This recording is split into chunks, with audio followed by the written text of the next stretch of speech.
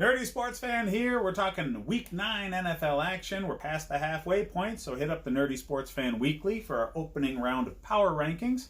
And let's dig into this game because we have the Green Bay Packers going to visit the Los Angeles Chargers. Now, the Chargers have been a train wreck, okay? They should have been so much better this season. God, it is frustrating to watch a team with this much talent just choke it all away. But, that happens every single season.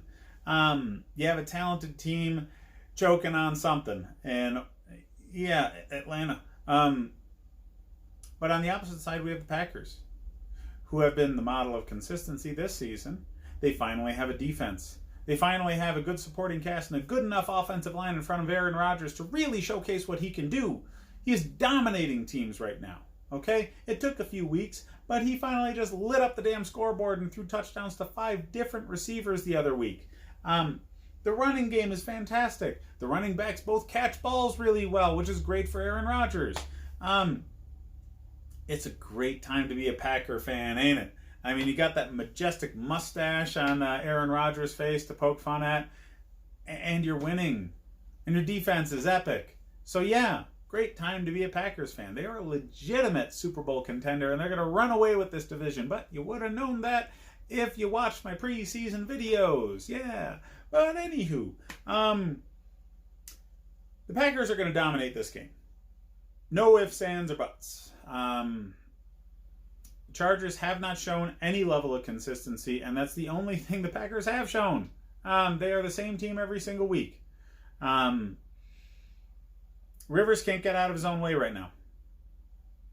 Keenan Allen's had an injury that he's been dealing with. He's still a number one receiver, still a number one option, even though Mike Williams has been getting used a lot lately. The running back room in Charger country is pretty bad news right now. I mean, you got Melvin Gordon back, but is he back because he wants to be? And, he was the primary ball carrier last week. 2 weeks ago, Eckler was the primary guy.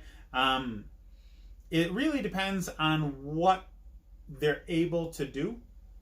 So if they can sustain a lead early, Gordon is going to get the touches. If they get behind early, which they will because they're going against the Packers, it will be Eckler who gets the bulk of the touches because he is much more of a receiving threat and third down kind of back than Gordon is. So I anticipate this to be an Austin Eckler game, not a Melvin Gordon game. Both will be used, though.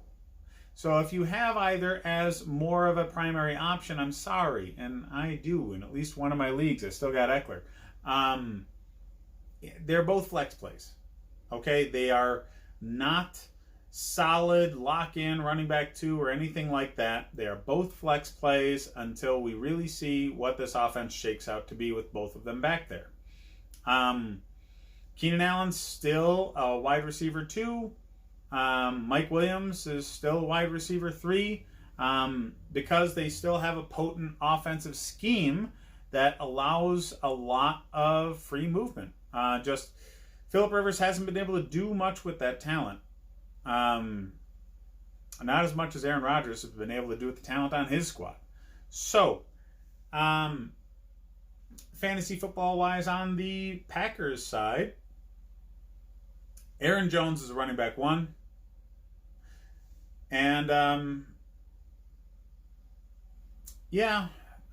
Williams, I want to say the second string running back that gets used a lot. He's a flex play. So last week you had, touchdowns come off the board for Aaron Jones that ended up going into Williams category just because where the rotation was. His numbers got overinflated because of that. He's not going to put that up every week. He's going to get usage. He's going to get reception targets. But he's not going to put up 20 freaking points, okay? He's not going to vulture touchdowns away from Aaron Jones as consistently as he did last week. Aaron Jones is a must start. He will be the engine that drives this offense. He is a running back 1 all day. Williams is a flex play, though. I would say that Davante Adams and Valdez-Scantling, they just, between the two of them, one of them's going to put up wide receiver 1 numbers. Davante Adams is the better bet because he gets more targets, but he's not the top off the defense guy like Scantling is, who really, he'll get 3 or 4 catches, but as long as one of them's a touchdown, that's all that matters. So Scantling is a low floor, high ceiling wide receiver 3 to flex play. Davante Adams is a high floor, low ceiling wide receiver 2 bordering on 1. Aaron Rodgers is a must start every single week in this offensive scheme with this personnel. He can put up numbers better than any other quarterback in the league more consistently right now. He is the best QB to play in fantasy football for the remainder of the season as long as the man is healthy. He is a freak. He is the most talented guy at his position, and he is flexing those muscles all over the league right now, just rubbing his dirty mustache in people's faces. I love seeing this. Aaron Rodgers has not had a team around him in years, and people kind of forgot that he was this talented. So I love seeing this resurgence, and he's going to carry it deep into the playoffs. Start the Packers defense. Start them. They will get turnovers in this game. The Chargers have not consistently protected the ball, and they're going up against a very, very unique defensive scheme in Mike Pettine's defense. He used to be an assistant to Rex Ryan. When he was Rex Ryan's assistant, Rex Ryan's defenses were nasty. He parted company with Rex Ryan to be the defensive coordinator for the Bills years ago, and then went on to be head coach of the Browns. That was terrible because of personnel, not because of Pettine. And now that he's landed in Green Bay, those spots that he was in, his defense remained extremely consistent. And Rex Ryan was shown to be a buffoon and moved into broadcasting. So obviously the defenses that Rex Ryan was running in Baltimore and New Jersey had much more to do with Pettine than they did with Ryan. So it's a very unique scheme that hasn't really been taken up by anybody else since Ryan has left the league. And you can't practice well against it because nobody else uses it. Nobody else has the personnel for it. Nobody else has people that know the terminology for it. You can get some old Ravens players or old Jets players to come around, but what else?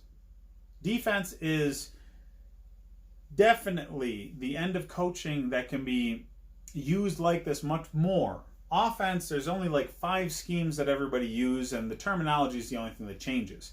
Defense gets really, really intricate, and especially what Pettine does in Green Bay is quite unique. So the Chargers will have their hands full.